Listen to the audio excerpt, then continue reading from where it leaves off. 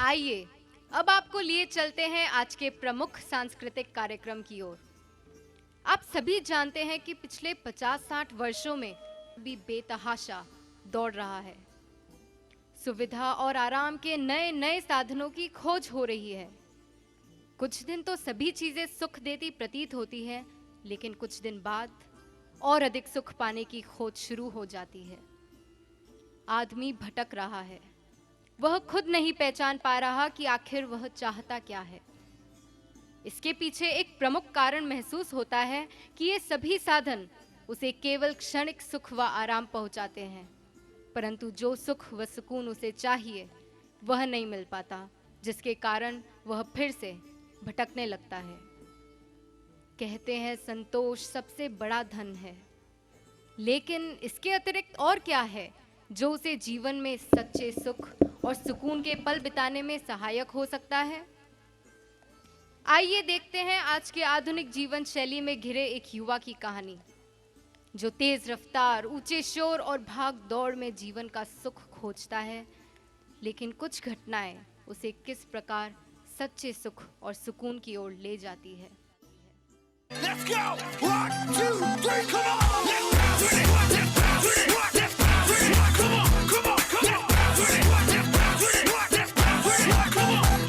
go! Mix it up, yo, mix it up, yo, mix it up like Lucha! Mix it up, yo, mix it up, yo, mix it up like Lucha! Come on, come on, come on! Come on, bring it back, bring it back, bring it back! Come on! Come on, come on, come on! Everybody go! Mix it up, yo, mix it up, yo, mix it up like Lucha! Mix it up, yo, mix it up, yo, mix it up like Lucha! Run the track, man, run the track, run the track and nobody look back. Them say, run the track, hey, run the track and nobody look back. Run the track, man, run the track and nobody look back. Them say, run the track, hey, run the track and nobody look back. Let's have some Ronak Shanak, let's have some party now. Let's have some Rala Rasta.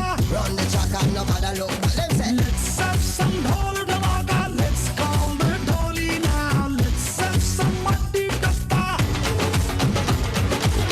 Chalo chalo ji lak lak chaka lo, chalo chalo ji mauj mana lo, chalo chalo ji nach laga lo. Pakad kisi ki wrist and we twist, we twist, we twist, we twist and we twist, we twist, we twist, we twist and we twist, we twist, we twist, we twist and we twist, we twist, we twist, we twist.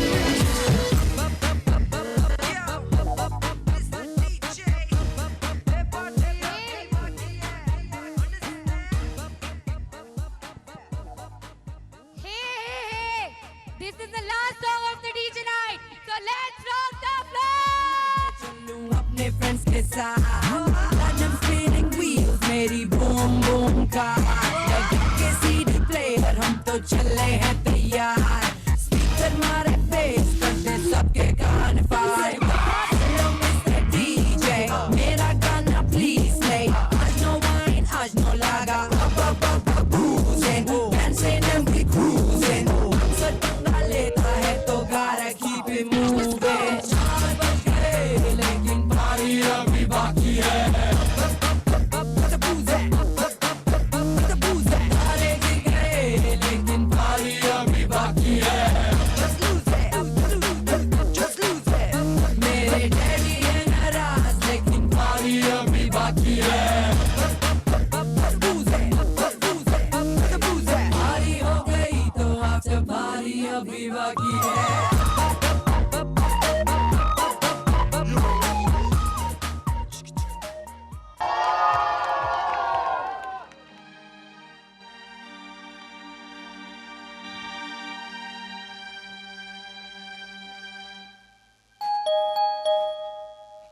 हाँ यार थक गया हूँ। अरे लगता यार है मजा आ गया। यश होगा। बहुत शानदार पार्टी थी यार, मजा आ गया। हाँ यार ठीक है ना। आ गया बेटा? हाँ खाना भी बहुत अच्छा था। चल यार जस्ट छोड़ लो ना। क्या मम्मी दरवाजा खोलने में कितनी देर लगाती हो? बेटा चल यार कल बात करता हूँ, ठीक है? ओके बाय यार। बेटा 4 बज रहे हैं। सो व्हाट मम्मी, रोज रोज यही बात क्यों पूछती हो? Mummy this is life. चलो छोड़ो माँ, लीव इट। गुड नाइट माँ। गुड मॉर्निंग के समय गुड नाइट कह रहा है।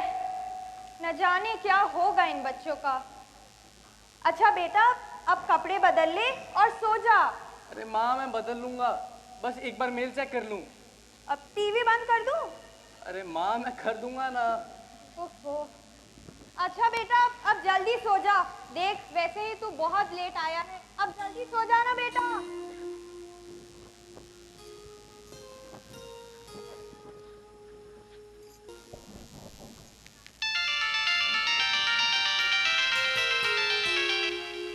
हेलो हाँ बोल यार। क्या 11 बज गए? हाँ हाँ अभी आता हूँ। हाँ हाँ within half an hour. Okay bye यार, बाय बाय। हाँ हाँ ओके बाय यार। भगवान, तो बहुत देर हो गई। अरे मेरे कपड़े कहाँ है यार?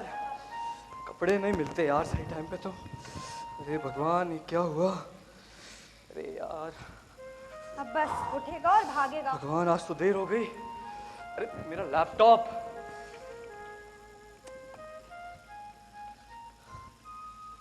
पता नहीं नाश्ता भी करेगा या नहीं।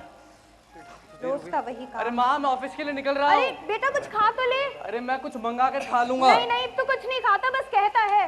देख ऐसा ही चलता रहा ना तो लो, एक सेहत ठीक सैंडविच नहीं खाते हुए रहेगी। जाता हूँ। हाँ हाँ बेटा आराम से तो खा, बैठ के खा। अच्छा पानी पानी तो पिया नहीं। ये भी नहीं खाया। अरे बेटा धीरे आराम से। बाय माँ। बेटा कुछ खा जरूर लेना, भूखा मत रहना। ओफो आज भी वही काम। तो जानती ही थी कि अब इस लड़के का चिपकी हूँ मैं तो अब इससे। आज तो खाना बनाने में भी इतनी देर हो गई। ओफो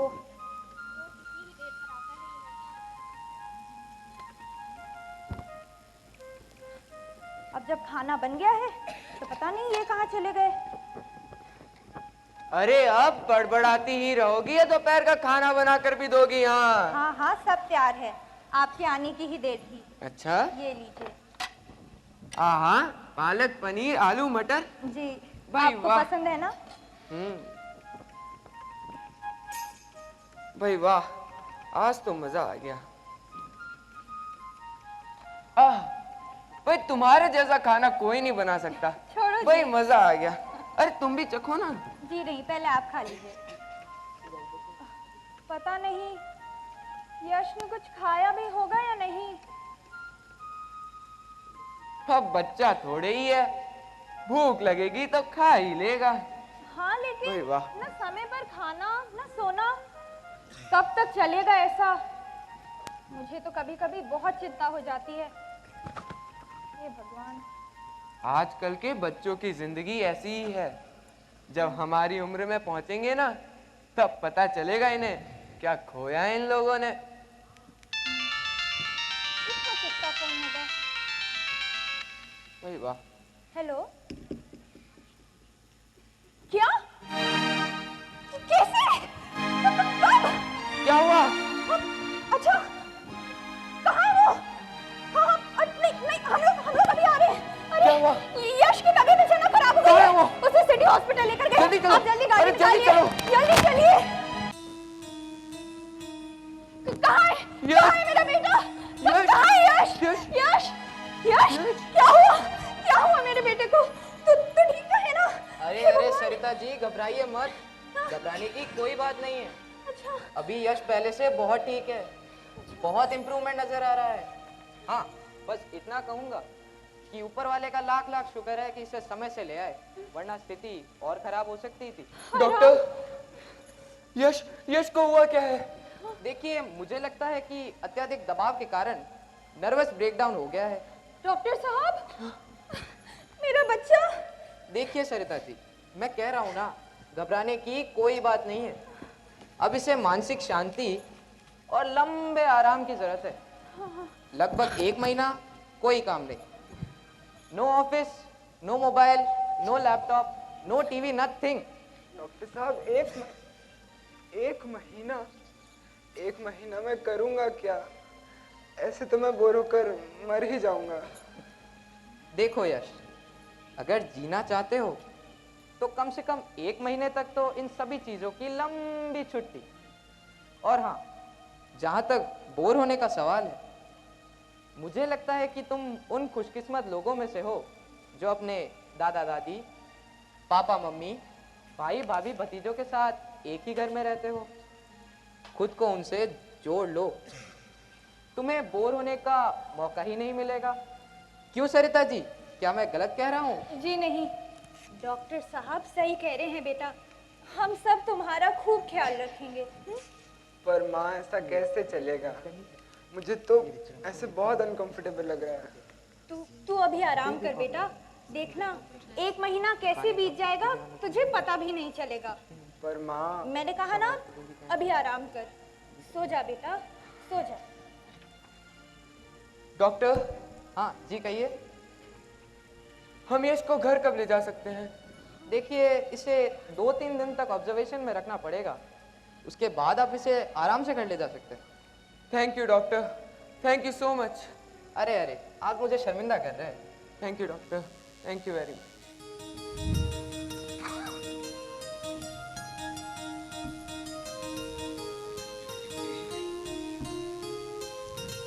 यश, अरे अभी तक सो रहा है बेटा? यश उठ. हाँ माँ. आराम से. हाँ, अब कैसी तबीयत है बेटा? कैसा लग रहा है? ठीक है माँ. चलो, भगवान का शुक्र है. अच्छा, मैं तेरे लिए दूध ले आती हूँ. चाचू, आपने तो हमारी तरफ ध्यान ही नहीं दिया. हम भी तो दादी के साथ आए हैं. ओह, कैसी है मेरी चुटकी मुटकी? हम तो ठीक है चाचू. आप अब कैसे हैं? मैं तो अब बहुत अच्छा हूँ. बस बोर हो रहा था. उसी बोरियत को दूर करने के लिए ही तो हम यहाँ आए हैं. अच्छा?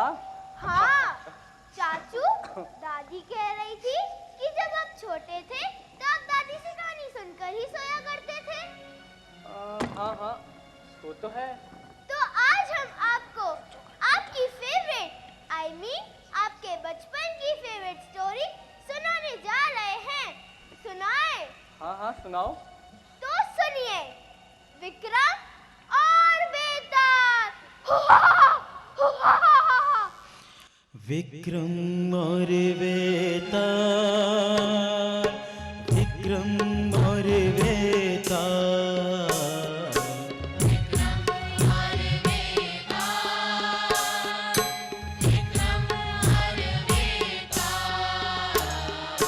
विक्रम और बेताल, विक्रम और बेताल.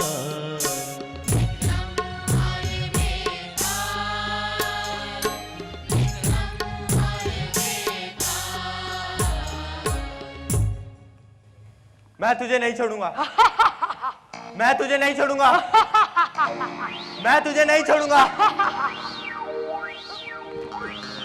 विक्रम, हट जा. मेरा पीछा छोड़ दे. मैं तेरे बस में आने वाला नहीं हूँ. जिसने तुझे मेरे पीछे लगाया है, मैं दूर दे. राजा, अब तुमने मुझे पकड़ ही लिया है. कुछ तुम बोलो, कुछ मैं बोलूं. तू भी ज्ञानी, मैं भी ज्ञानी. पर मुझे पता है, अगर मैं तुझे कथा सुनाऊं तो तू हाँ भी नहीं करेगा. और याद रख, अगर कथा सुनाते वक्त तू बीच में बोला तो मैं चला जाऊंगा. चल, रास्ता काटने के लिए मैं तुझे एक कथा सुनाता हूँ. नगरों में नगर वर्तमान. क्या नाम? वर्तमान. और उसका राजा रूप से. राजा अगर दुखियारों के आंसू ना पहुंचे तो उसे ना दिन को चैन, न और रात को आराम। और उसके नगर में एक वीर रहता था, उसका नाम भी वीरवर।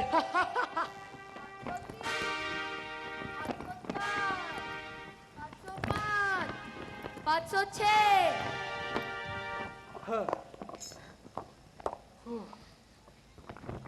एक बात कहूँ, हाँ बोलो। हमारे बुजुर्गों ने जो कमाया था वो तो धीरे धीरे करके आप और आपकी कसरत खा गए।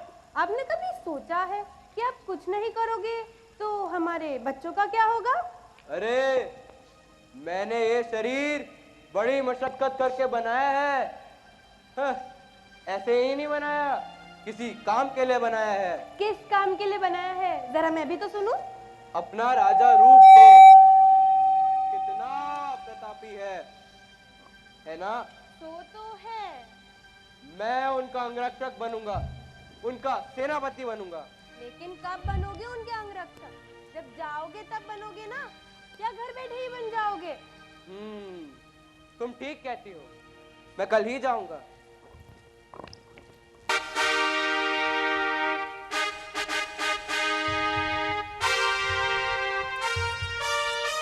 भीषण गर्मी पड़ रही है।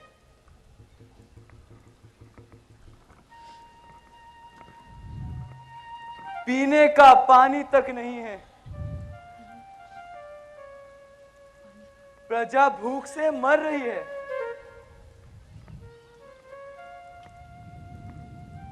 दीवान जी। जी महाराज। इस साल हमारे प्रजा का लगान माफ कर दिया जाए। जी महाराज। केवल इतना ही नहीं, हमारे राजकोष से प्रजा को सहायता दी जाए। जी महाराज। महाराज की जय हो। द्वार पर युवक आपके दर्शन के लिए आया है। उसे अंदर बुलाया जाए। जी महाराज।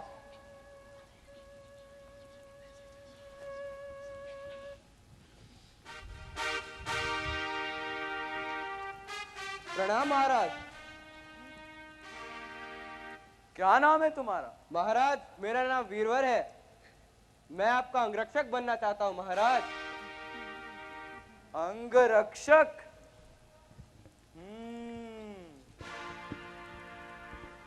अंगरक्षक बनोगे? क्या वेतन लोगे? प्रतिदिन 9 तोले सोना लूंगा महाराज। 9 तोले सोना प्रतिदिन? जी महाराज। 9 तोले सोना? महाराज लगता है ये कोई पागल है, हमारा समय नष्ट कर रहा है महाराज। नहीं दीवान जी, अगर वीरवर 9 तोले सोना प्रतिदिन मांग रहा है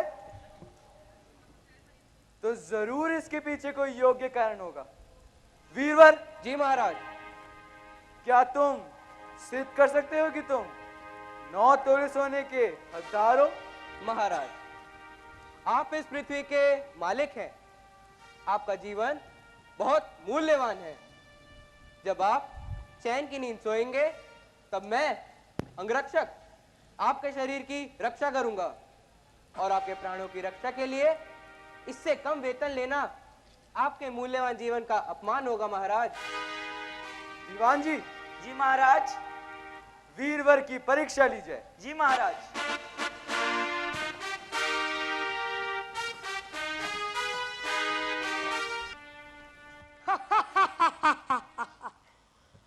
वीरवर ने महाराज को ऐसे ऐसे करतब दिखाए कि महाराज ने उसे अपना सेवक रख लिया। वीरवर उठते बैठते सोते जागते महाराज की सेवा करने लगा। पंडितों ने सही कहा है राजन, सेवा धर्म योग धर्म से कठिन होता है। एक दिन वीरवर ऐसे ही पहरेदारी कर रहा था कि दूर से उसे एक स्त्री के रोने की आवाज आई।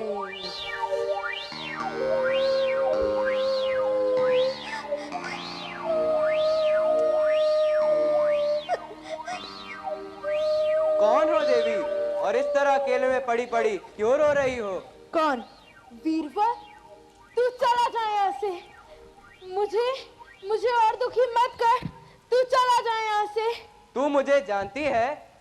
हाँ, मैं इस राज्य में सभी को जानती हूँ, लेकिन अब इस राज्य में कोई नहीं रहेगा। न राजा रहेगा, न प्रजा, सब कुछ खत्म हो जाएगा। राजा और प्रजा के नाश की कल्पना करने वाली तू कौन है? बता, तू कौन है? मैं कौन हूँ? मैं हूँ राजलक्ष्मी, राजा रूपसेन के राज की लक्ष्मी। लेकिन मैं अब यहाँ ज्यादा दिन नहीं रह सकती, क्योंकि काल राजा रूपसेन को खत्म कर देगा, समाप्त कर देगा। ये राज्य समाप्त हो जाएगा। इतना प्रतापी राजा मर जाएगा? राजा रूपसेन का राज्य समाप्त हो जाएगा? नहीं, ऐसा नहीं हो सकता। हाँ वीरवर, मैं इसीलिए तो रो रही हूँ। मैं कुछ नहीं कर सकती, कुछ भी नहीं। देवी, इस विपदा का कोई तो उपाय होगा? हाँ है। क्या है, बताइए। यहाँ से 1 योजन दूर दक्षिण में गुफा है। वहाँ पे यहाँ के काल देवता का निवास है। वो भूखा है, वो बाहर आएगा तो राजा रूपसेन के प्राण हर लेगा। काल देवता को प्रसन्न करने के लिए क्या किया जाए? काल देवता भूखा है, और भूखा क्या चाहता है? भूखा तृप्ति चाहता है, तृप्ति। लेकिन इस राज्य में ऐसा कौन है जो राजा के राज परिवार का स्थान ले सके? मैं और मेरा परिवार। जब तक हम जीवित हैं, हम राजा और राज परिवार को कुछ नहीं होने देंगे। मैं राजा को कुछ नहीं होने दूंगा, कुछ नहीं होने दूंगा, कुछ भी नहीं।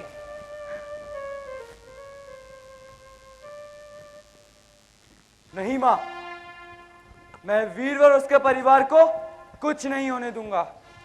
मूर्ख हो गए हो राजा। वो 9 तोले रोज का नौकर अपनी जान देगा। तू राजा है, उसकी मृत्यु के पश्चात 100 वर्ष राज करेगा, और मैं राजलक्ष्मी तेरे यहाँ रहूंगी, तेरी पूरी सेवा करूंगी। माँ, वीरवर मेरा सेवक ही नहीं, मेरी प्रजा भी है, और अपने सुख के लिए अपने प्रजा का बलिदान देना राजा का धर्म नहीं।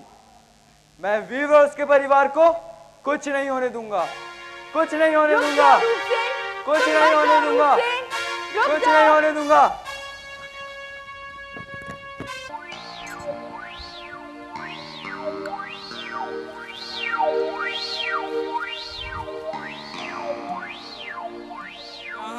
क्यों आया है?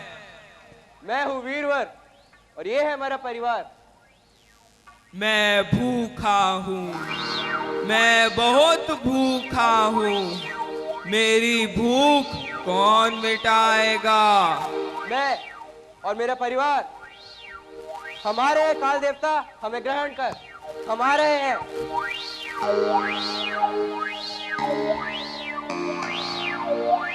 वीरवर,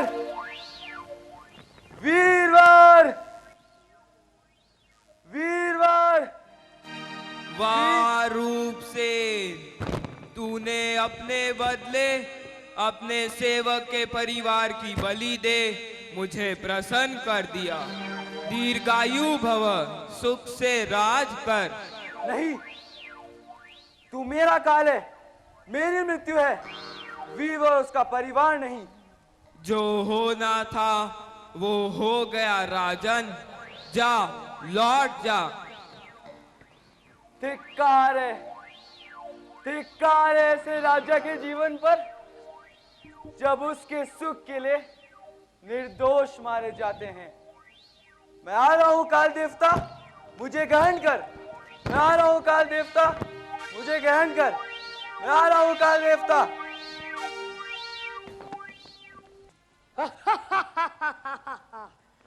सुन ली पूरी कथा।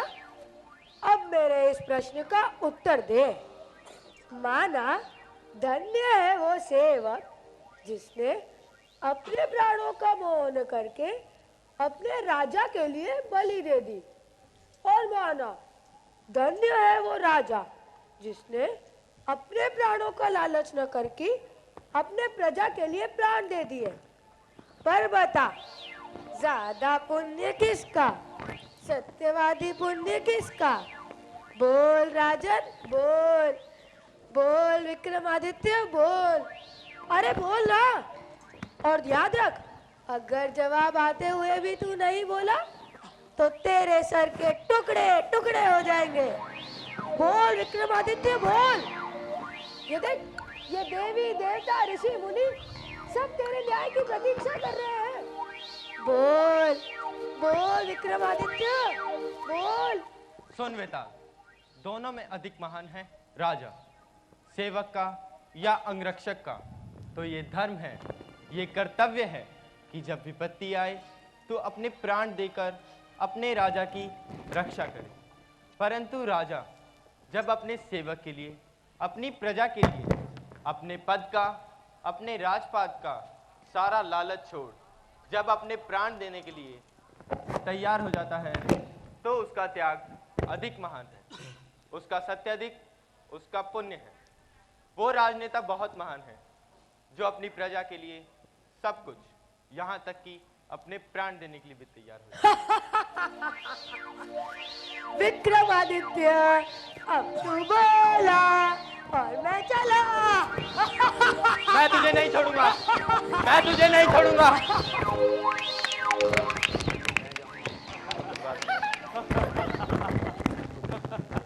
चाचू आप हंसे। दादी दादी चाचू हंस गए, दादी चाचू हंस गए। थैंक यू मेरी प्यारी गुड़िया। अब मैं आराम करता हूँ, तुम भी कुछ अपना काम कर लो। ओके चाचू, बाय बाय।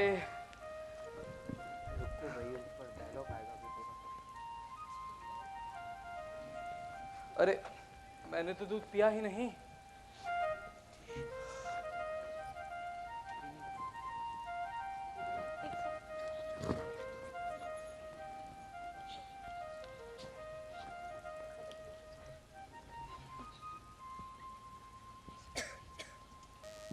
यश, यश, इसे देखो, अभी तक सो रहा है। यश, जरा उठ तो। यश। जी भैया। अब कैसी है तबीयत तेरी? पहले से बेहतर लग रहा है भैया। चलो अच्छा है। अरे प्रियंका बता रही थी कि कल रात उसने तुम्हें एक कहानी सुनाई। हाँ भैया। और मैंने सुना तुम्हें बहुत अच्छी भी लगी। हाँ भैया, कहानी तो बहुत अच्छी थी। क्या बात है यश, ऐसा लग रहा है अभी तक तकलीफ ज्यादा है। हाँ भैया, सिर भारी सा हो रहा है, बहुत बहुत ज्यादा बेचैनी हो रही है भैया, अजीब सा लग रहा है।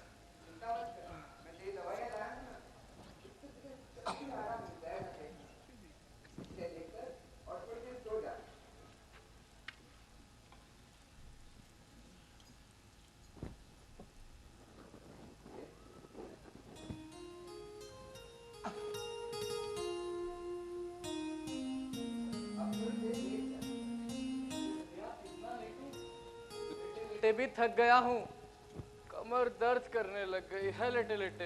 अच्छा चला जा, मैं तेरी थोड़ी पीठ मल देता हूँ, इससे तुझे जल्द ही आराम मिल जाएगा। और दवाई तो ली है, ये भी असर कर जाएगी। अब कैसा लग रहा है? ठीक है भैया। अच्छा तो एक काम कर, अब लेट जा, आराम से देख। और देख, कुछ ज्यादा तकलीफ हो तो माँ घर पर ही है, और मुझे अब थोड़ी देर हो रही है, मैं चलता हूँ, ठीक है? अरे तू कहाँ जा रहा है बेटा? माँ मुझे कुछ काम है। अभी रुक, पहले अंदर चल। हाँ, और अब ये ले, तू भी फल खा और इसे भी खिला। लेकिन माँ मुझे मैंने कहा ना। अच्छा माँ तुम कहती हो तो ले यश, फल खा। पहले से बिठा तो ले। हाँ। ले यश जरा उठ तो।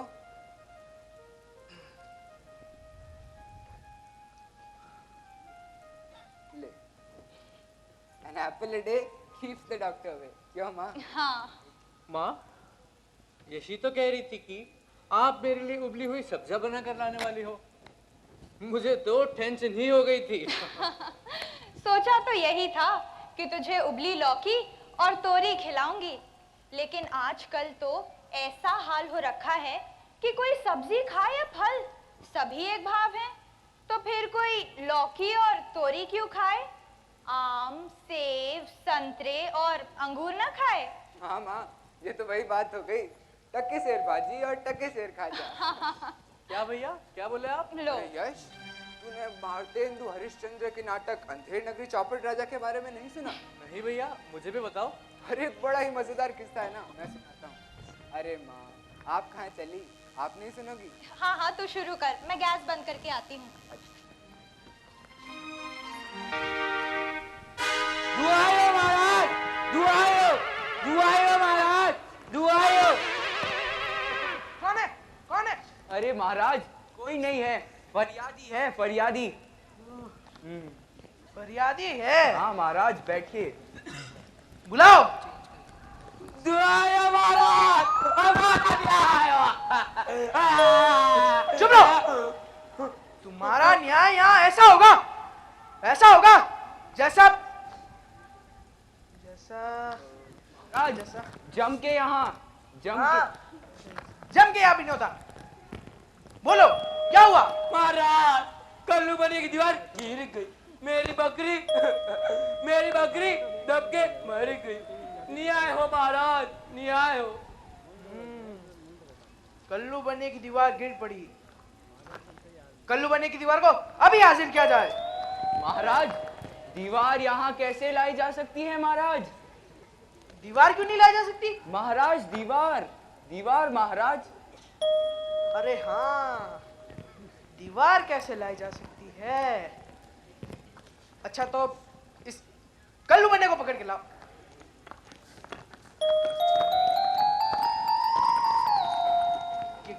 क्या मैं बनिए इसकी लड़की? नहीं, बरकी। हाँ, कैसे मर गई? बरकी नहीं महाराज, बकरी। हाँ, बकरी कैसे मर गई? महाराज, मेरा कुछ दोष नहीं है, वो तो कारीगर ने इतनी खराब दीवार बनाई कि गिर गई। अच्छा, तो इसमें कारीगर का हाथ है। इस बनी का निकालो, कारीगर को पकड़ के लाओ।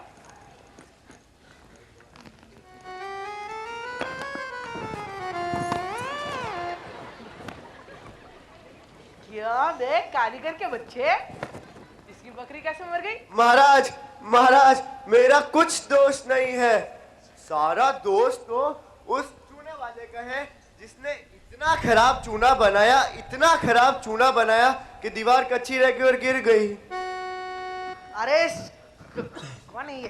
कारीगर महाराज, कारीगर। हाँ, इस कारीगर को उठाओ, चूने वाले को पकड़ के लाओ। महाराज सलामत दूर रहे। रहो।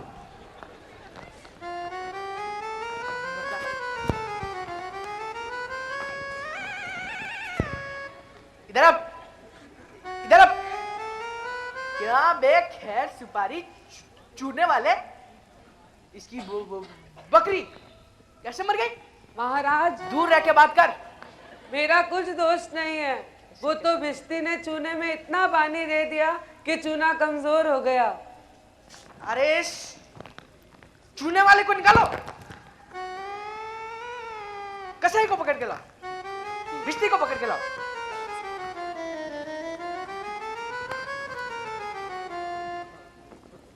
क्या बे भिश्ती, गंगा जमुना की किश्ती, तूने चूने में इतना पानी क्यों दिया कि इस बेचारे की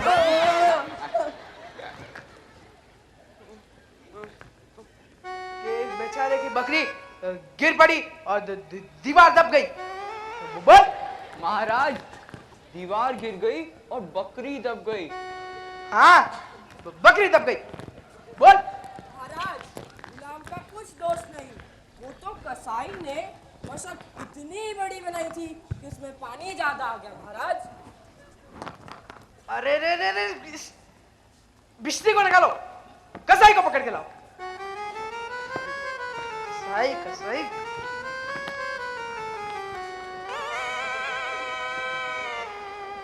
महाराज की जय हो, महाराज की जय हो। महाराज मेरा कोई कसूर नहीं, वो तो गडरिये ने सस्ते दामों में बड़ी भेड़ बेच दी, जिससे मशक भी बड़ी बन गई। अरे ये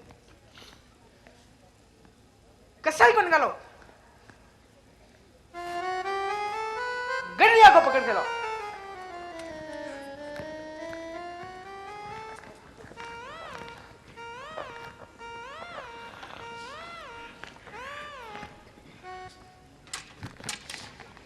महाराज मेरा कुछ दोष नहीं है महाराज, वो तो वहाँ से कोतवाल साहब की सवारी आ गई, जिसके देखने मैंने छोटी बड़ी भेड़ का ख्याल ही नहीं किया और भेड़ बड़ी बेच दी।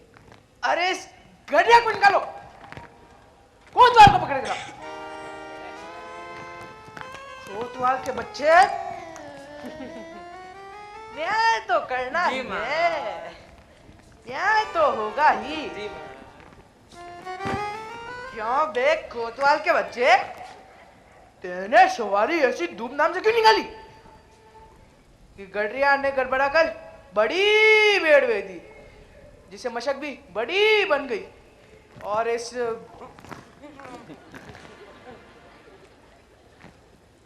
बेचारे की बकरी गिर पड़ी और कल्लू बनिया दब गया। बोल महाराज दीवार हाँ पता है राजा मैं कि तुम है? आप है महाराज, आप है। बोल महाराज महाराज मेरा कोई कुछ नहीं सुनना, महाराज ले जाओ इसे मुझे और फांसी पे चढ़ा दो। महाराज न्याय हो, महाराज भी जाओ, महाराज भी जाओ।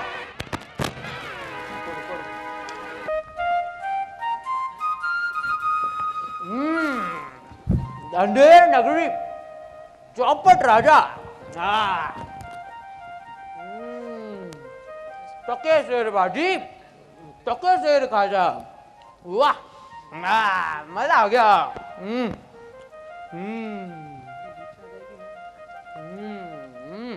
वाह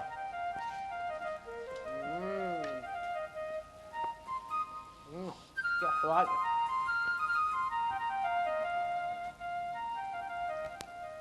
वो रहा, ले चलो।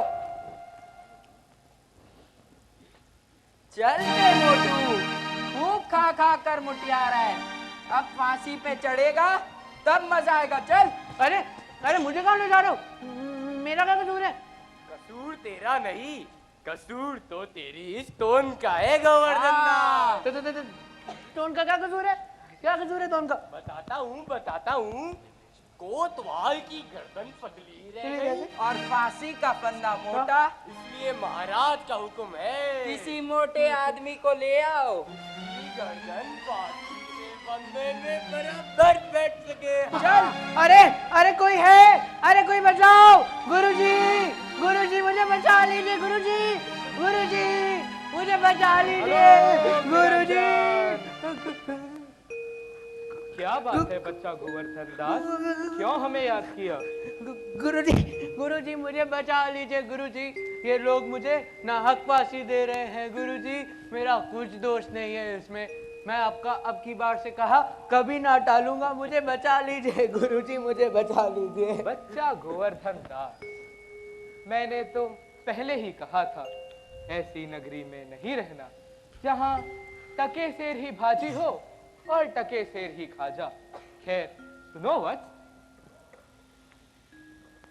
अच्छा तो गुरुजी ऐसी बात है, तब तो मैं ही फांसी पर चढ़ूंगा। नहीं नहीं बच्चा, हमें चढ़ने दे फांसी। गुरुजी आप कैसे चढ़ सकते हैं फांसी पर? फांसी का हुक्म तो मुझे हुआ है ना, मैं चढ़ूंगा फांसी पर। नहीं नहीं बच्चा, अब मुझ में जीने की इच्छा गुरुजी नहीं। आप नहीं चढ़ सकते, मैंने कहा मैं चढ़ूंगा फांसी पर। नहीं नहीं बच्चा, हमें चढ़ने दे फांसी। गुरुजी मैं चढ़ूंगा ना। महाराज की जय हो। यह क्या माजरा है, क्या गोलमाल कर रहे हैं ये लोग? महाराज गुरु और चेला दोनों ही कर रहे हैं, मुझे फांसी पर चढ़ाओ। क्यों बाबा जी, बोलो आप कहाँ हैं फांसी पर चढ़ते हैं? महाराज आप नहीं समझेंगे, यह इतना शुभ मुहूर्त है कि इस समय जो भी फांसी पर चढ़ेगा सीधे वैकुंठ जाएगा और प्रभु की शरण मिलेगी। हरे हरे हरे हरे गुरुजी, इसीलिए तो फांसी पर मैं चढ़ूंगा। नहीं नहीं बच्चा, हमें चढ़ने दे फांसी। गुरुजी मैंने कहा मैं फांसी पर चढ़ूंगा ना। नहीं नहीं बच्चा। नहीं नहीं, फांसी पे तो मैं चढ़ूंगा। अरे दीवार तो मेरी गिरी है, फांसी पे तो मैं चढ़ूंगा। पर दीवार तो मैंने बनाई है, फांसी पे मैं चढ़ूंगा। अरे पर खराब चुना मैंने बनाया है, इसलिए फांसी पे मैं चढ़ूंगा। चूने पे पानी मैंने मिलाया है, इसलिए फांसी पे मैं चढ़ूंगा। अरे पर बड़ी मशक तो मैंने बनाई है, इसलिए फांसी पे मैं चढ़ूंगा। बड़ी भेड़ मैंने बेची है, फांसी में मैं चढ़ूंगा। नहीं नहीं, सवारी तो मैंने निकाली थी, इसलिए मैं चढ़ूंगा फांसी पे। दुआया महाराज, बकरी मेरी मरी है, मैं बकरी के पास जाऊंगा, मुझे फांसी पे चढ़ा दो। नहीं हम, नहीं हम, नहीं हम, नहीं हम, नहीं हम, नहीं हम।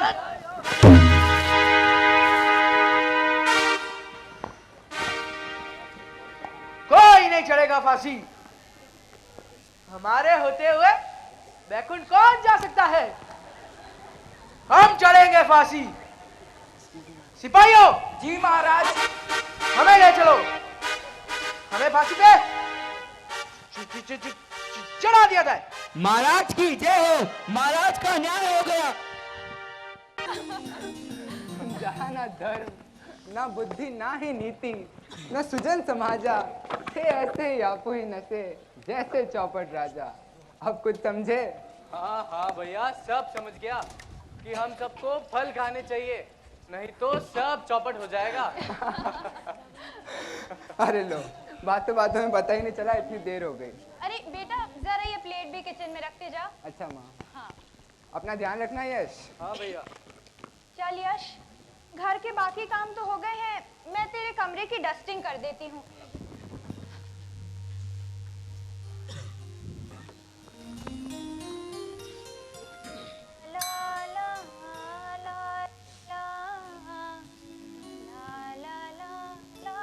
माँ, तुम बहुत मीठा गाती हो।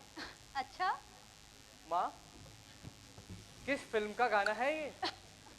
पगला है मेरा बेटा, ये फिल्म का गाना नहीं है रे, ये तो कबीर दास जी का दोहा गुनगुना रही थी। लेकिन माँ, मुझे तो ये सुना सुना सा लगा। जब स्कूल में पढ़ते थे ना, तब कभी स्कूल में ही सुना होगा। माँ, क्या कबीर दास जी भी इसे इसी तरह गाते थे? हे भगवान, अरे किसके साथ माँ की तुलना कर रहा है मेरे बच्चे? अरे कबीर दास और तुलसीदास, इनके मुंह से निकले शब्द तो अमृत वाणी है। सैकड़ों साल पहले गा गा कर इन्होंने समाज में चेतना फैलाने का काम किया था। माँ, मुझे भी अमृतवाणी की कुछ, क्या कहते हैं वो, आनंद की क्या? आनंदानुभूति। हाँ, आनंदानुभूति कराओ। हाँ हाँ, क्यों नहीं, बिल्कुल कराती हूँ। आनंदानुभूति।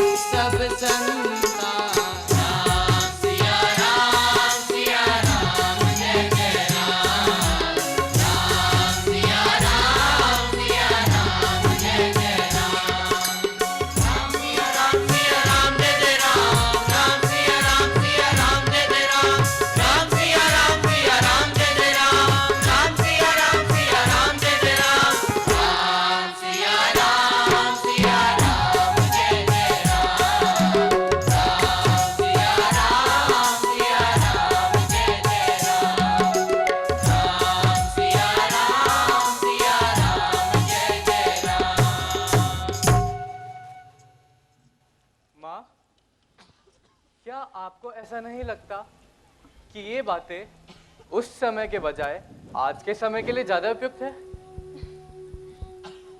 बेटा, इन संतों की वाणी तो कल भी सार्थक थी, आज भी है और कल भी रहेगी। तभी तो ये अमृत वाणी है। खैर, तू अभी आराम कर और मैं भी घर का कोई दूसरा काम कर लेती हूँ। अरे नहीं माँ, अब आराम कहाँ, मैं भी तो कुछ अपना काम करूं। अब तो मुझे असली आराम और चैन कुछ पढ़ने से ही मिलेगा।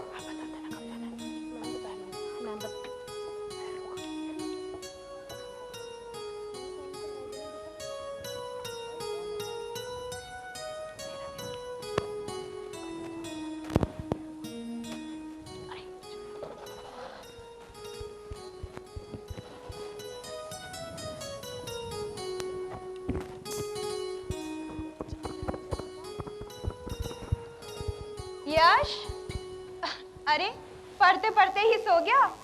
बेटा उठ।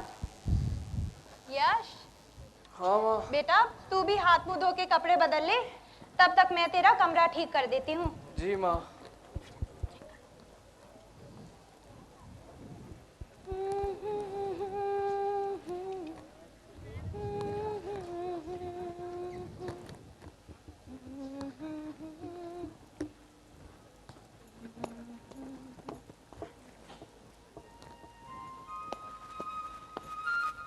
यश, हो यश।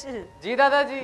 अरे देख तो, तुझसे मिलने कौन आया है? मेरा मॉर्निंग वॉक फ्रेंड सरदार बलवंत सिंह। प्रणाम दादाजी। जीता रहे पुत्र, जीता रहे। अरे भाई रोज रोज तेरे हाल पूछता था, मैंने कहा रोज हाल क्या पूछता है, आज खुद ही चल के देख ले, इसी बहाने हम एक कप चाय भी पी लेंगे, क्यों सरदारा? हाँ हाँ क्यों नहीं। आइए दादाजी बैठिए। अब कैसा है पुत्र? ठीक हूँ दादाजी। पुत्र, जब से तेरी बीमारी की खबर लगी बड़ी चिंता हो रही थी तेरी। आज मैं तेरी तबीयत भी पूछने आया हूँ और एक बात बहुत जरूरी समझाने आया हूँ। वो क्या दादाजी? पुत्र, अपना ख्याल रखना, कोई काम ऐसा ना करना कि फिर कुछ ऐसा हो। जिस दिन तेरी तबीयत खराब हुई थी ना, उस दिन तेरे माँ बाप की हालत कैसी हो गई थी तू सोच भी नहीं सकता। बच्चे माँ बाप के लिए सब कुछ होते हैं। बच्चों को जरा सी भी चोट लग जाए तो दर्द माँ बाप के सीने में होता है पुत्र जी। बेटा, मेरे दोस्त ने बड़े जख्म खाए हैं। पार्टीशन के टाइम इसका सब कुछ खत्म हो गया, यहाँ तक कि अपने बच्चों को भी नहीं बचा सका। ये जब अपनी उस समय की आप बीती सुनाता है ना, तो रोंगटे खड़े हो जाते हैं। अभी कुछ दिन पहले ही मैं रावी पार गुलजार साहब की लिखी कहानी पढ़ रहा था, तो बल्ली ने बताया कि ये तो उसकी आंखों देखी घटना थी। क्या घटना थी दादाजी, मुझे भी बताओ। बल्ली, गुलजार साहब ने जिसे कहानी का रूप दिया, तू ही सुना वो घटना यश को। तू जानता है ना मैं कैसे सुना पाऊंगा, मेरा तो गला ही भर आएगा। तू सुना सरदारा, तू सुना। हाँ दादाजी सुनाइए ना। पुत्र, ये उस समय की बात है जब बंटवारे के बाद देश में चारों ओर मार काट मची हुई।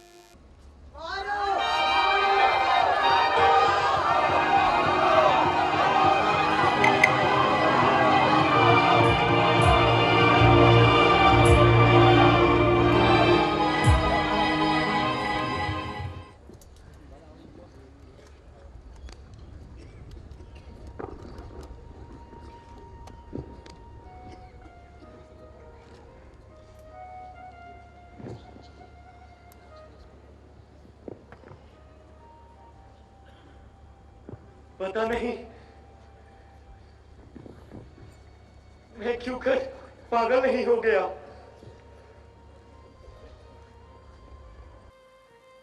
बाप घर में मर गया और माँ उस बचे कुचे गुरुद्वारे में चीखों के बीच पगलाई सी बैठी है।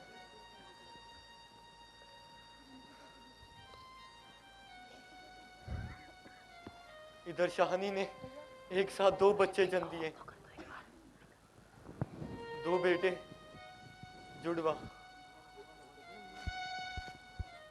समझ नहीं आता हंसूं या रोऊं।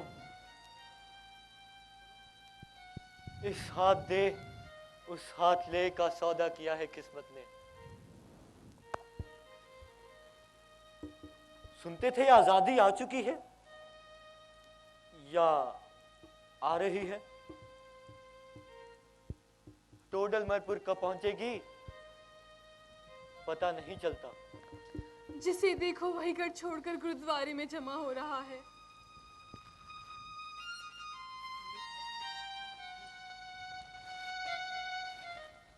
एक जगह इकट्ठा होने से बड़ा हौसला होता है। अपनी गली में तो कोई सिख या हिंदू रह नहीं गया, बस हम ही हैं अकेले। मुझे तो बड़ा डर लग रहा है। इधर तो ये मारकाट और ये तो नन्ही जाने। हम अकेले थोड़ी ही हैं, और कोई नहीं तो वाहे गुरु के पास तो है। लंगर तो चल रहा है जी, मगर कब तक? सामान खत्म होने को है। मुझे उम्मीद है सरकार कोई हुक्म भेजेगी। अजी कौन सी सरकार? अंग्रेज तो चले गए। यहाँ पाकिस्तान तो बन गया, पर पाकिस्तान की सरकार तो बनी ही नहीं। जो तो उतार के जाना। लेकिन मैंने सुना है मिलिट्री घूम रही है हर तरफ, अपनी हिफाजत में शरणार्थियों के काफिले बॉर्डर तक पहुंचा देती है। शरणार्थी? मैम अब हमें जाना है। वो क्या होते हैं? अरे भाई रेफ्यूजी। रेफ्यूजी? ये लफ्ज पहले तो कभी नहीं सुने थे। हम तो चलते हैं, सुना है स्टेशन से ट्रेनें चल रही है। वैसे भी कब तक यूं ही बैठे रहेंगे? हिम्मत तो करनी पड़ेगी भाई। वाहिगुरु कंधों पर बिठा के तो नहीं ले जाएंगे ना। चलो चलो जी, नानक नाम जहाज है, जो चढ़े सो उतरे पार।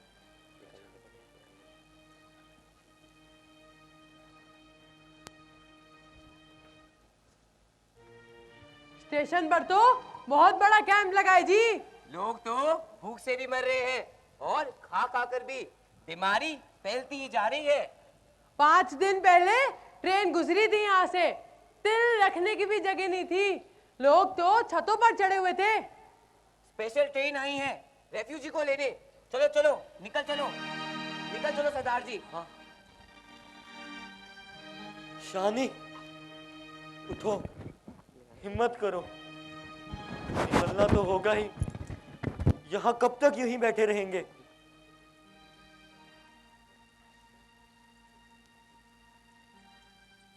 माँ, माँ, तू भी उठ, हिंदुस्तान चलते हैं। हाँ बेटा, हाँ मैं आ जाऊंगी, अगले किसी काफिले में आ जाऊंगी। तू बहू और मेरे पोतों को संभाल कर ले जा। ये दूसरा वाला बहुत कमजोर है, वाहे गुरु की कृपा से बचा है, इसका ख्याल रखना। जा बेटा जा। निकल जाओ सरदार जी, एक एक करके सब बॉर्डर पार पहुंच जाएंगे। बीजी हमारे साथ आ जाएंगे। हाँ।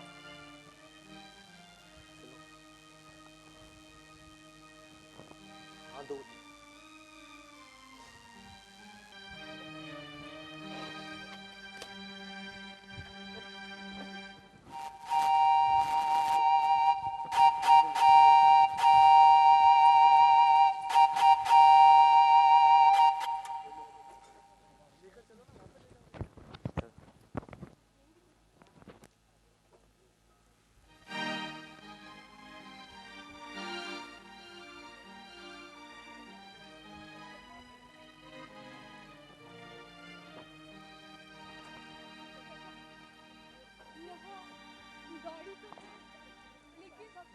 गाड़ी में जगह तो कहीं भी नहीं दिख रही। ऊपर छत पर जगह है, तुम चढ़ पाओगी? आ जाओ सरदार जी, बच्चों को लेकर डिब्बे में कैसे घुसोगे? यहाँ ऊपर आ जाओ। हाँ इधर से। आ जाओ सरदार जी, संभल के। हाँ दो। सामान उधर दे दो। आओ शादी।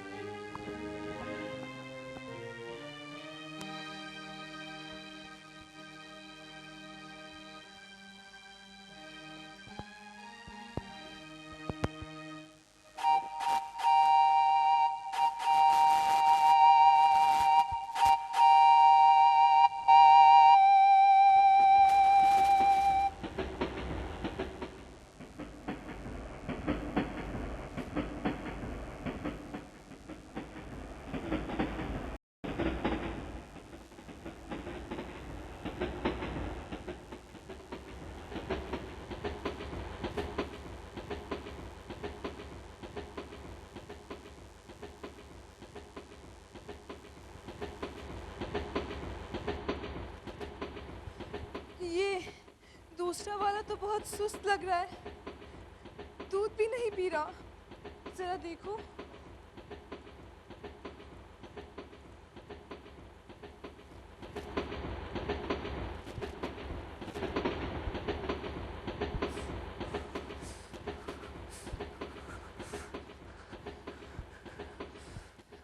क्या हुआ सरदार जी, क्या हुआ? कहीं बच्चे को कुछ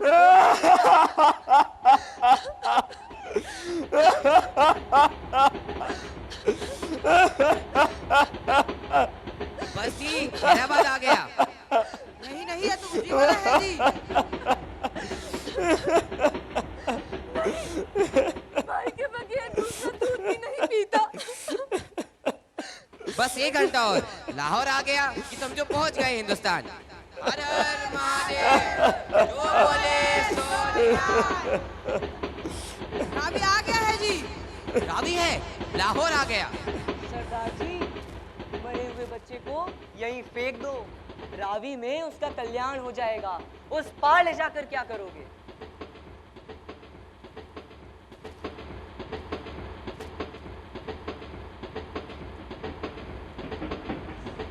फेंक दो सरदार जी, फेंक दो।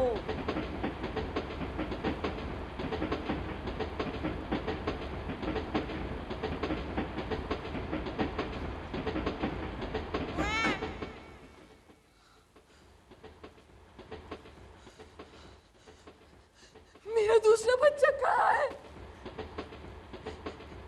ये तो बराबर है। मेरा दूसरा बच्चा कहाँ है? कहाँ है मेरा बच्चा? मुझे मेरा बच्चा चाहिए। कहाँ है मेरा बच्चा? मुझे मेरा बच्चा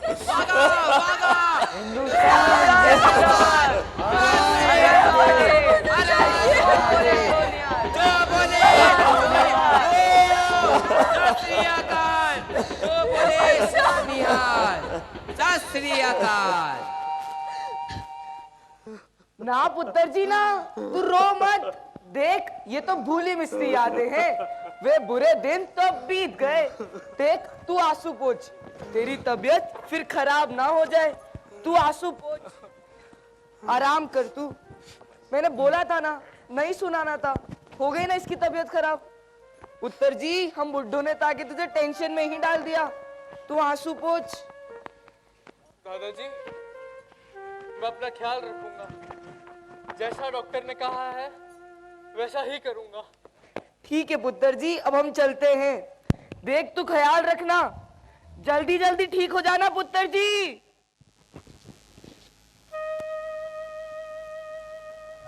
चाचू, चाचू, चाचू,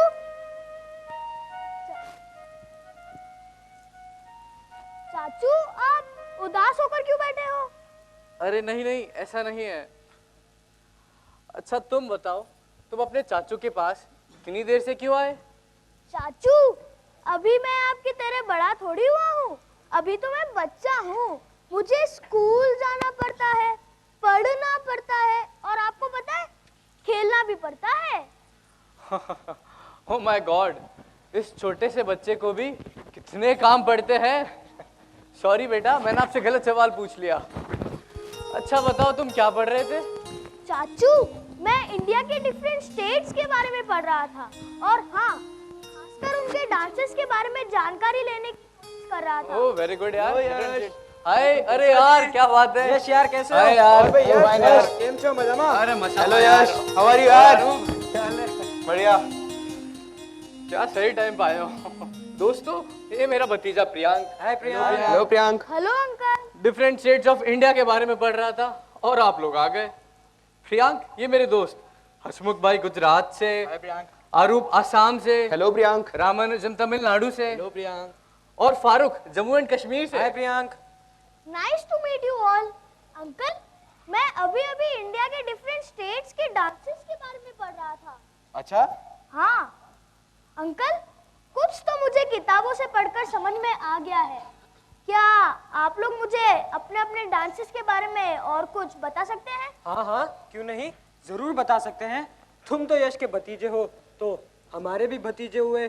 तेरी खातिर तो हम सब लोग पूरे ग्रुप के साथ लाइव डांस करके दिखा सकते हैं। क्यों भाइयों? हाँ बिल्कुल। चल शुरू हो जा।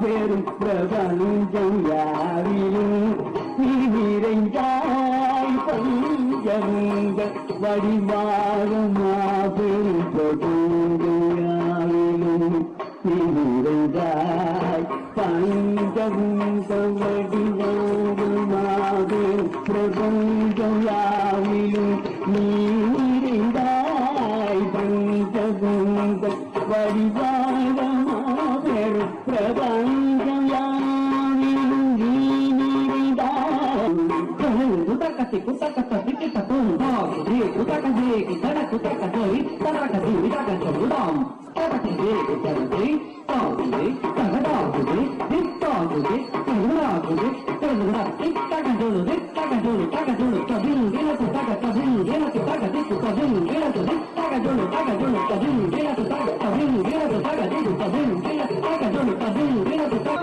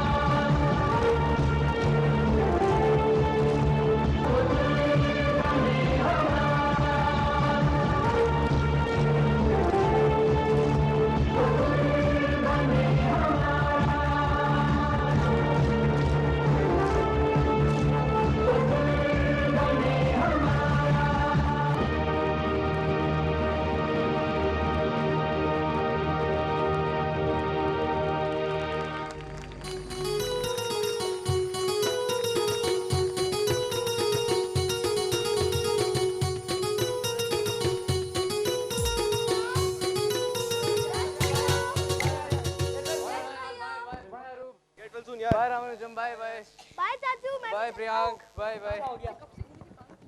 दोस्तों के आने से तो आपकी रंगत ही बदल गई है भैया। मेरी छोड़ अपनी सुना। कैसा रहा तेरा एनुअल डे प्रोग्राम? मेरा day programme it was marvellous, wonderful as usual. पता है भैया, प्रोग्राम ऐसा था कि कोई चाहकर भी अपनी सीट से उठ ना सका। सब के सब ऐसे बंधे शेक्सपियर की प्ले मर्चेंट ऑफ वेनिस के जादू में कि किसी को आने का भी समय नहीं मिला।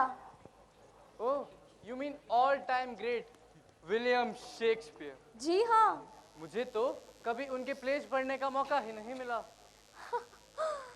ये लीजिए भैया, आप ही के लिए लाई हूँ। ये ओथेलो, ये मैकबेथ, ये हैमलेट और ये मर्चेंट ऑफ वेनिस। बिना समय गवाए पढ़ डालिए शेक्सपियर के सभी प्लेज। यशी? जी भैया। ये सब तो मैं पढ़ लूंगा, लेकिन जिस प्ले को तुमने किया उसके बारे में तो तुम ही बताओ। ठीक है भैया, हमने जो प्ले किया था उसमें सभी कुछ बहुत अच्छा था, लेकिन जो मुझे अच्छा लगा वो था court scene in which we have Antonio, Bassanio, Duke, Gratiano, and Portia disguised as young man of law. Here comes the Duke of Venice.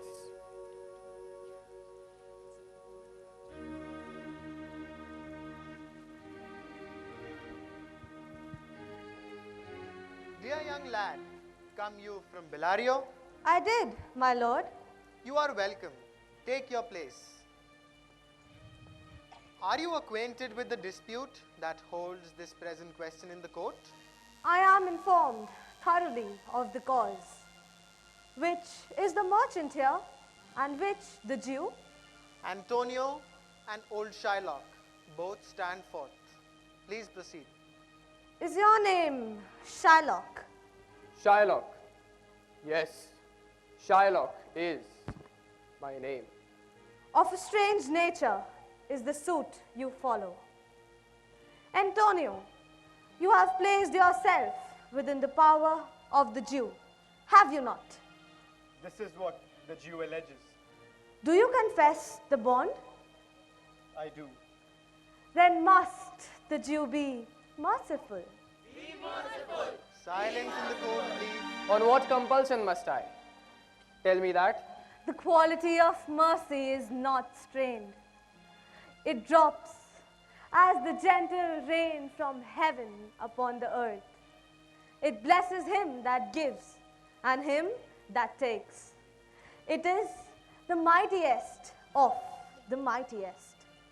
For all these reasons, Shylock, though you demand justice, will you pause and consider whether there is any chance of salvation for mankind? Still, if you insist, this lawful court of Venice must give the verdict against Antonio, the merchant. My deeds upon my head. I crave the law, the penalty and forfeit of my bond. Is he not able to pay the debt? Yes, I offer twice the sum. If not, I promise to pay 10 times over. I pledge to surrender my hands, my head, my heart. If this will not suffice, it goes on to prove that the Jew is actuated more by spite and ill will than by love of justice.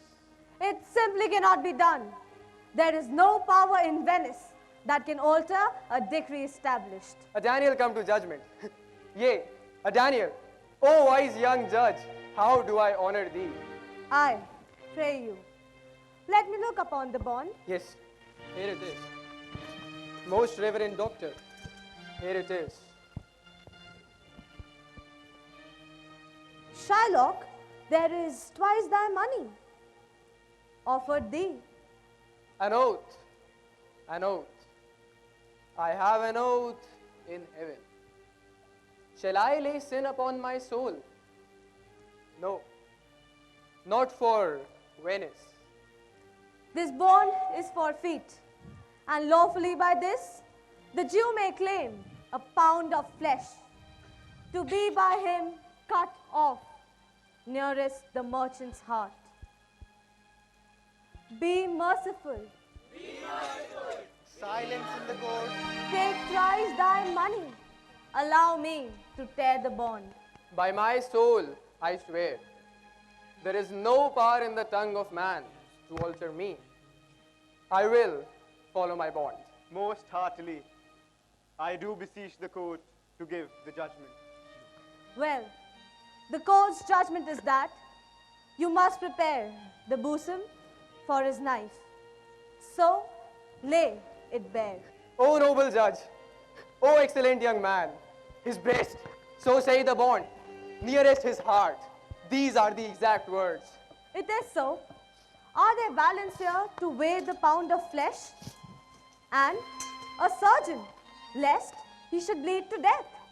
I have them ready, the balance, but there is no surgeon stated in the bond. Though it is not expressed, but do it for charity.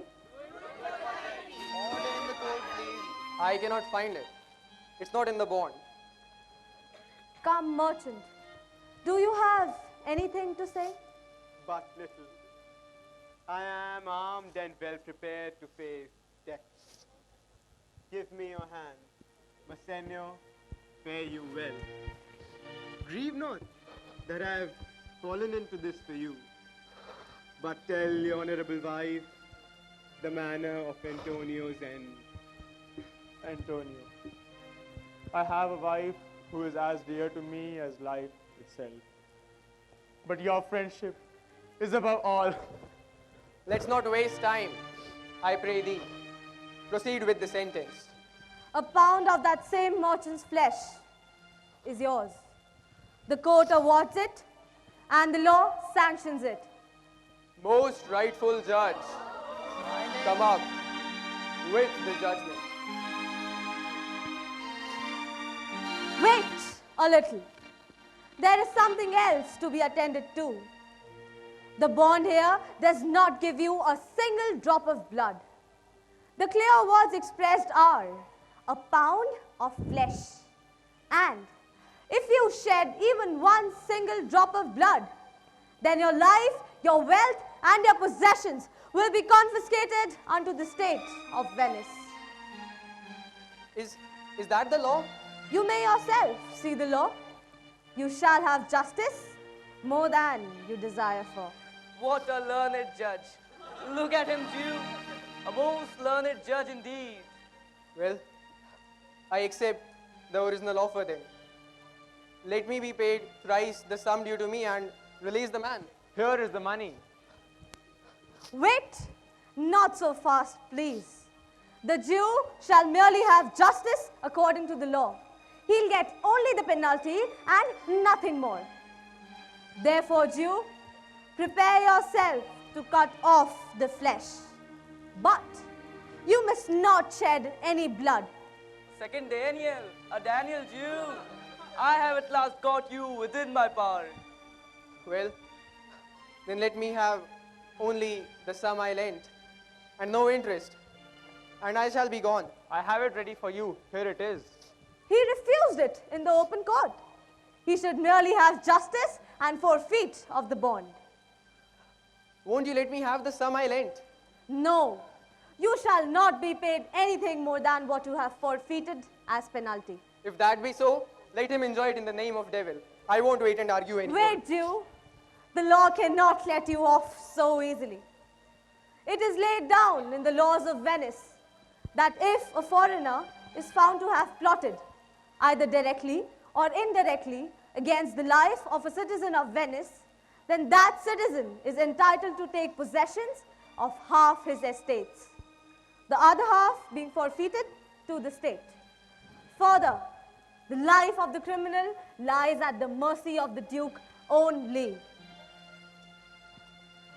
Just to enable you to see the difference in your attitude and ours, I excuse the sentence of death and grant you your life before you ask for it.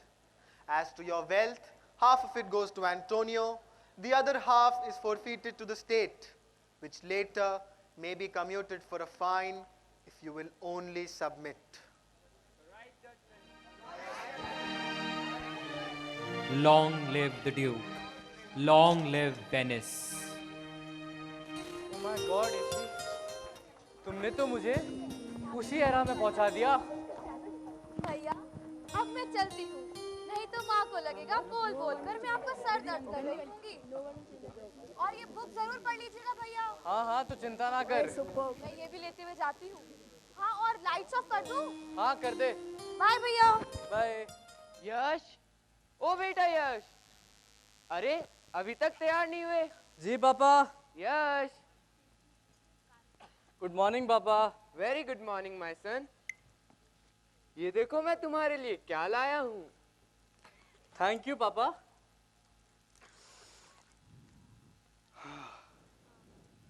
सुबह सुबह ये खूबसूरत फूल, इनकी खुशबू, it's great. कल college में चर्चा चल रही थी, books are the food for the mind and flowers are the smile of the life. तो मैंने सोचा क्यों ना मैं भी अपने बच्चे के चेहरे पे मुस्कुराहट लाऊं। एंड पापा, what about the food for the mind?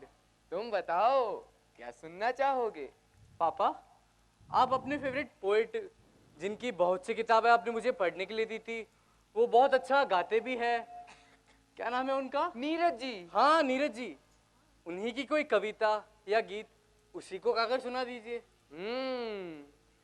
Neeraj ji का सबसे लोकप्रिय गीत मेरे बेटे की खुशी को अर्पित।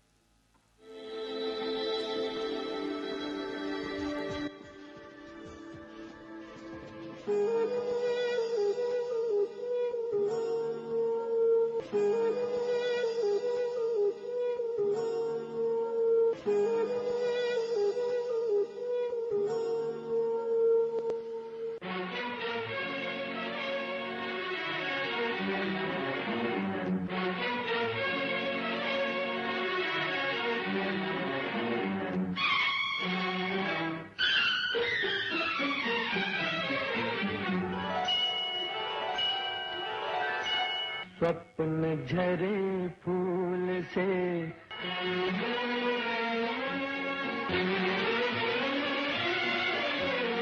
मीत चुभे शूल से।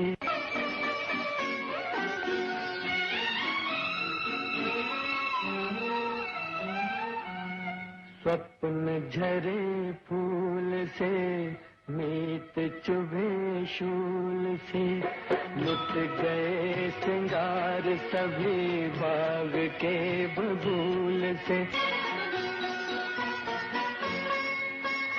और हम खड़े खड़े बहार देखते रहे। कारवां गुजर गया गुबार देखते रहे।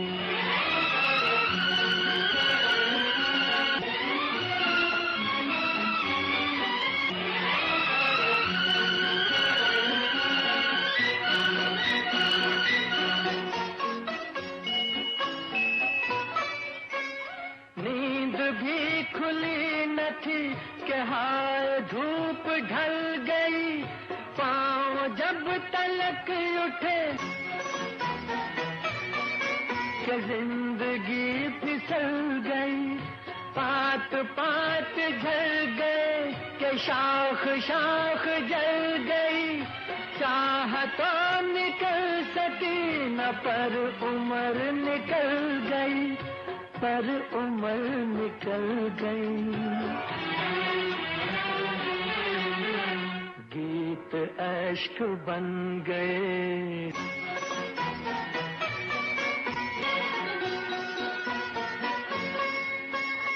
सपन हो दफन गए।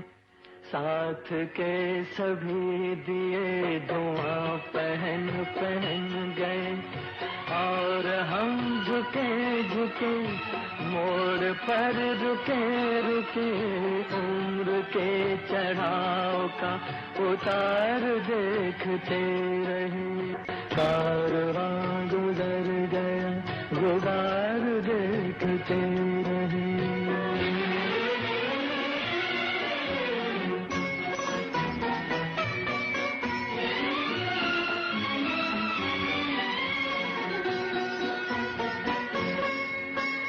हाथ थे मिले के जुल्फ चांद की सवार दूं, होंठ थे खुले के हर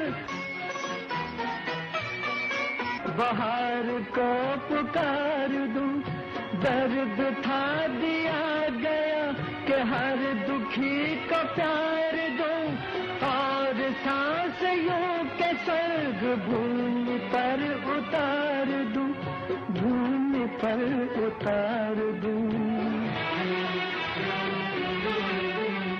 हो सका न कुछ मगर शाम बन गई शहर, वो उठी लहर के ढह गए किले बिखर बिखर।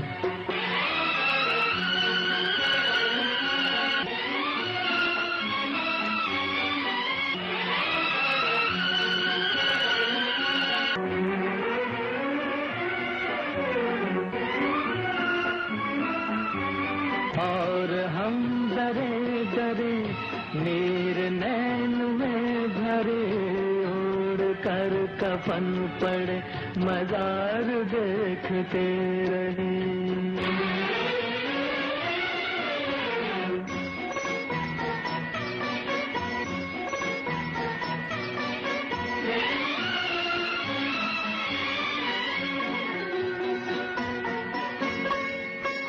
कारवां गुजर गया, कारवां गुजर गया, कारवां गुजर गया, गुबार देखते रहे। सपन झरे फूल से, मीत चुभे शूल से, लुट गए सिंगार सभी बाग के बबूल से। और हम खड़े खड़े बहार देखते रहे, कारवां गुजर गया, गुबार देखते रहे, कारवां गुजर गया, गुबार देखते रहे।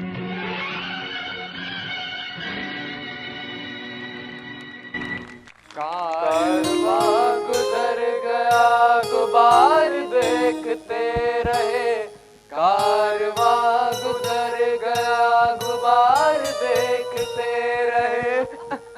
आहा, चढ़ गया नशा किताबों का। अरे ये लो, बहुत अच्छा। बेटा तो सुबह सुबह नहा लिया है और आप अभी तक ऐसे ही बैठे हैं। मुझे तो लगता है कि आप शायद कुछ भूल गए हैं।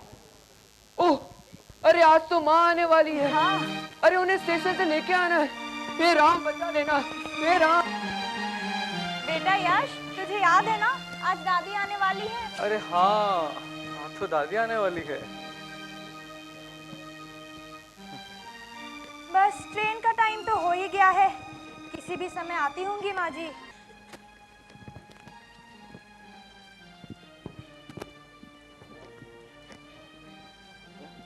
कहाँ है मेरा पोता? अरे कहाँ है यश? जीते रहो, जीते रहो। खुश रहो बेटा। प्रणाम दादी। खुश रहो बेटा, खुश। कैसा है बेटा तू? ठीक हूँ दादी। बेटा तेरे बुखार बुखार तो कुछ नहीं है अरे ना? नहीं दादी। हाँ बेटा, मैं तो एकदम घबरा ही गई थी बेटा।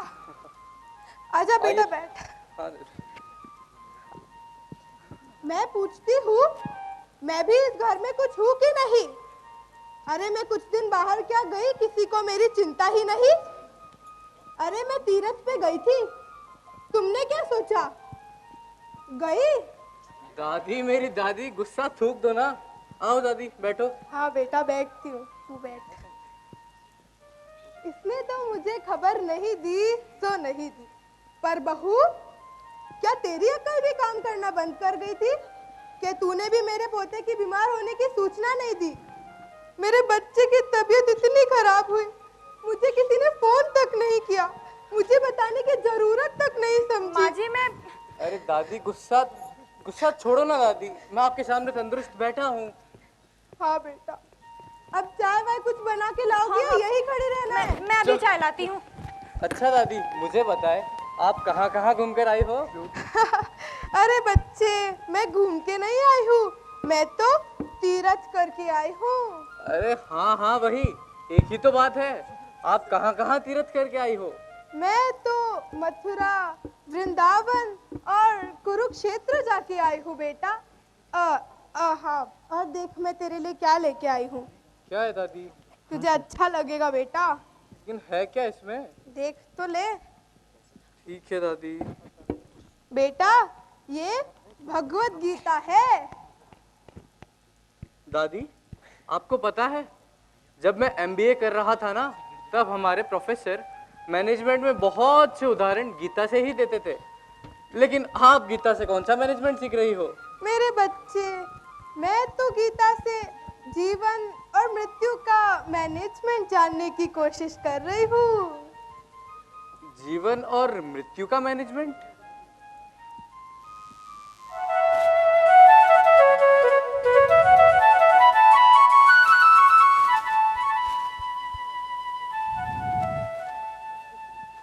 क्या देख रहे हो पार्थ? पिता तुल्य जनों, पितामहों, आचार्यों, भाइयों, मित्रों और पुत्रों को देख रहा हूं केशव। इन्हें देखना क्या है पार्थ? तुम इन्हें पहली बार तो नहीं देख रहे हो? हाँ, पहली बार तो नहीं देख रहा हूं। और तुम ये भी जानते थे कि ये सारे सगे संबंधी तुम्हें इस रणभूमि में किसी ना किसी और खड़े अवश्य दिखाई देंगे। हे केशव, ये मैं किन लोगों से युद्ध करने आया हूं, और इस युद्ध में विजय प्राप्त करने के लिए मैं इन लोगों के प्राण दांव पर लगा रहा हूं। दोनों ही ओर तो एक ही वंश के लोग खड़े हैं। वो जो सामने श्वेत वस्त्र पहने रथ पर सवार खड़े हैं, वो सारे संसार के लिए गंगा पुत्र होंगे, परंतु मेरे लिए तो वो स्नेह की गंगा है। और वो आचार्य द्रोण है केशव, जिन्होंने मेरी आत्मा को अपने ज्ञान से नहला दिया था। मैं उनसे युद्ध करूंगा, मैं उनके प्राण लूंगा। यह सोचने से ही मेरा अंग अंग शिथिल होता जा रहा है केशव। गांडीव पर रखे मेरे हाथ सुन्न होते जा रहे हैं।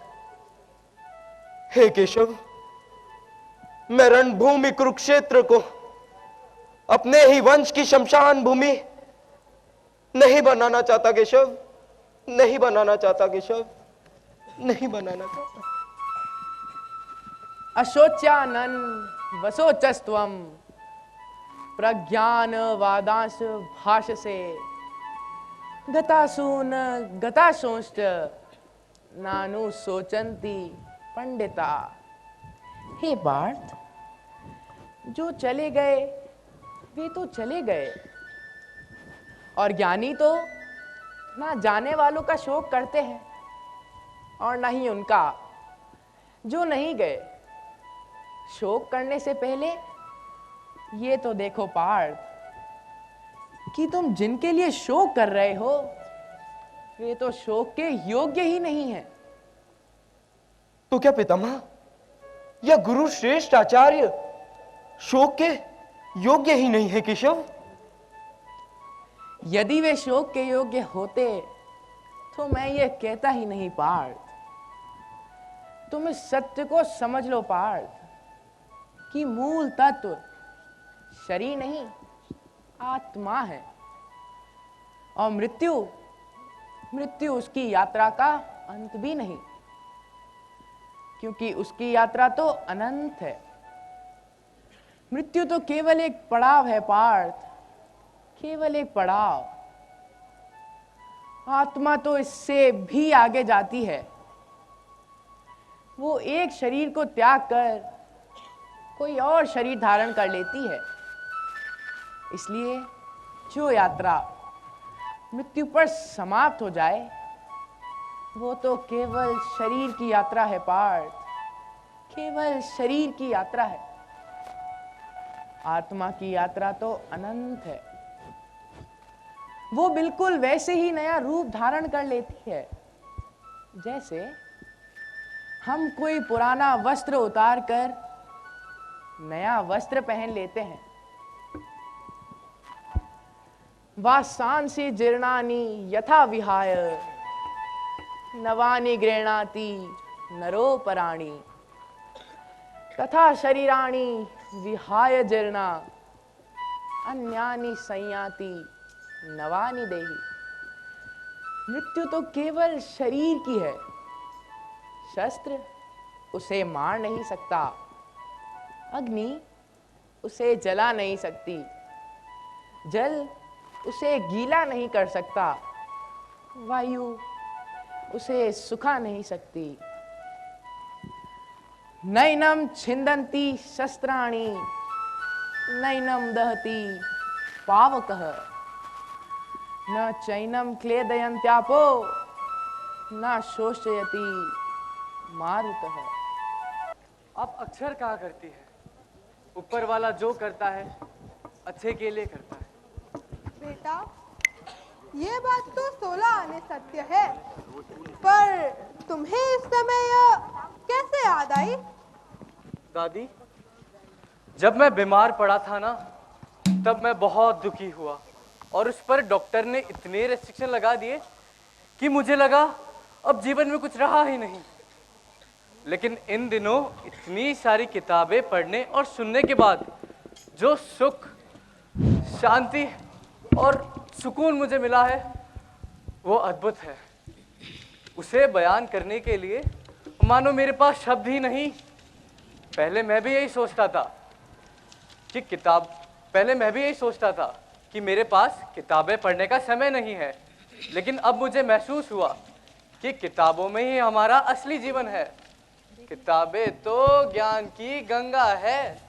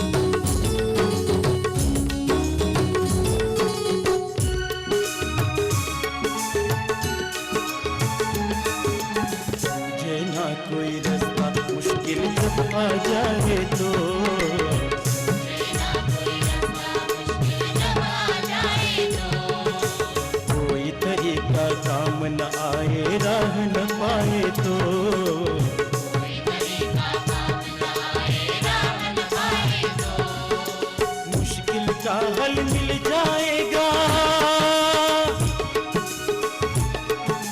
मुश्किल का हल मिल जाएगा। पढ़ लेना किताबें, किताबें, किताबें, किताबें,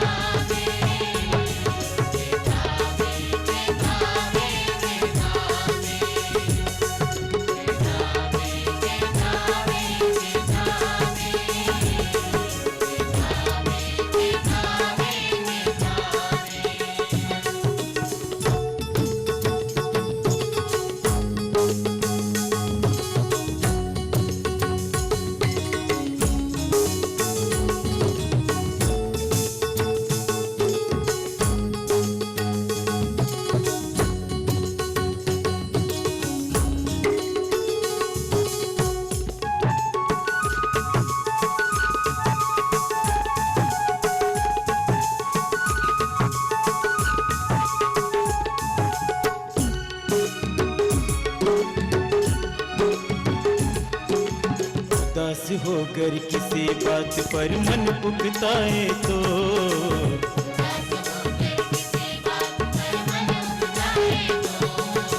सूना सूना लगे अगर और दिल घबराए तो,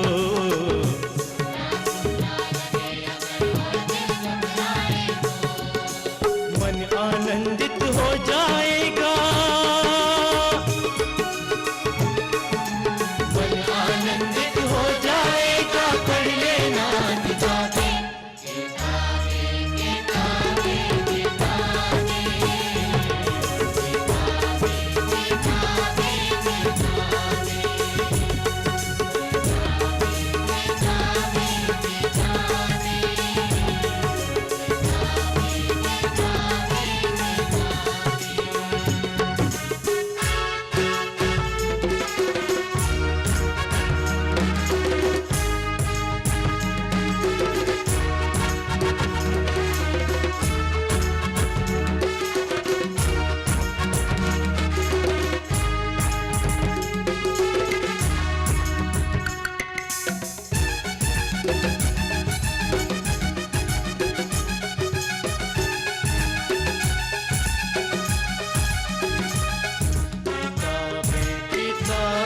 किताबें,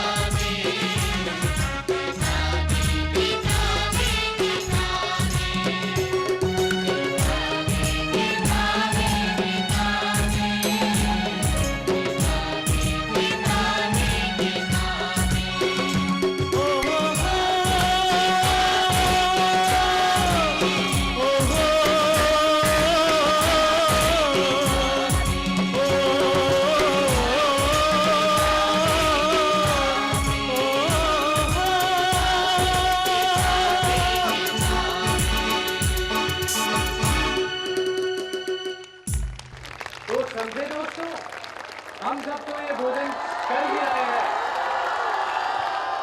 हम सब तो ये भोजन कर ही रहे हैं। आपने शुरू करा कि नहीं? जब भी हो मन उदास तो पढ़ लेना एक किताब, जब भी हो मन उदास तो पढ़ लेना एक किताब, जब भी हो खुशी की बात तो दोस्तों हो जाए एक, जी हाँ दोस्तों, तो हो जाए एक किताब।